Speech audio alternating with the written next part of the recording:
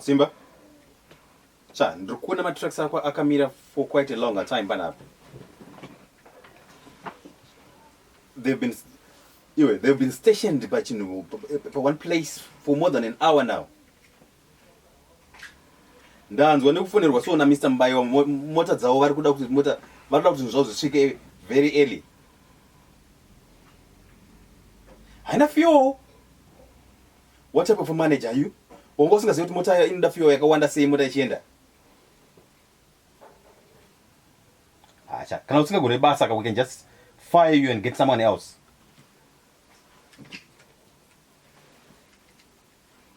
Ndokufonera my manje, or else just call me uchindipa an update. No. Mr. Mbayo is calling me now. Hello, Mr. Mbayo. Very sorry. I know I had promised Kuti within 3 hours, but now it's more than that. I'm actually very sorry about that. I think anytime from now, Munenga might receive your consignment. Daddy?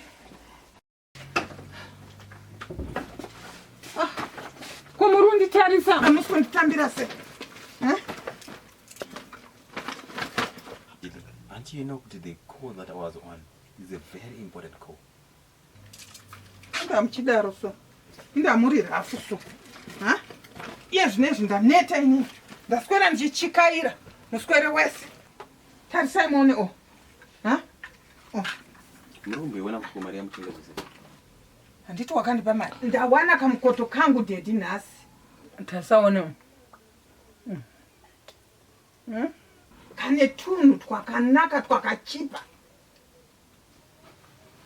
Don't tell me kuti you auction somebody and ndakakupa nchiti start a business wakutora mari yochishandisa kutenga zvinhu zvakaita sezvizvi. Business rekuita ze?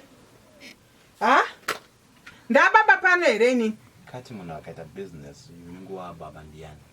All it means is you are empowering yourself. Urikuzvisimbisa iwewe, you are raising yourself, urikuzvisumudzira iwewe nemhuri zvese pamwe chete.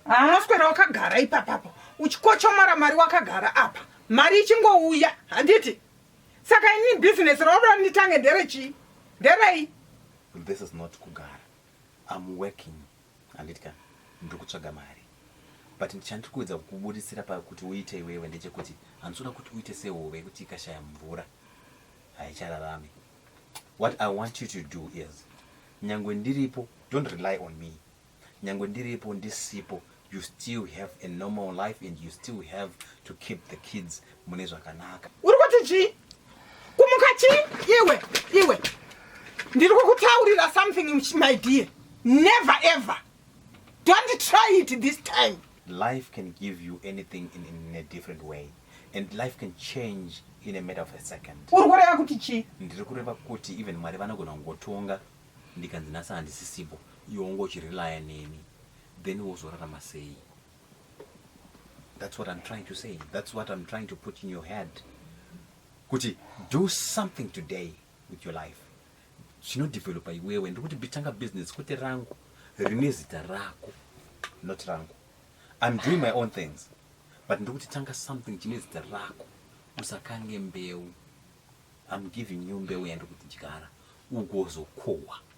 Then you enjoy the profits, but you do not see that. Uda kungodya mbeu. Yeah.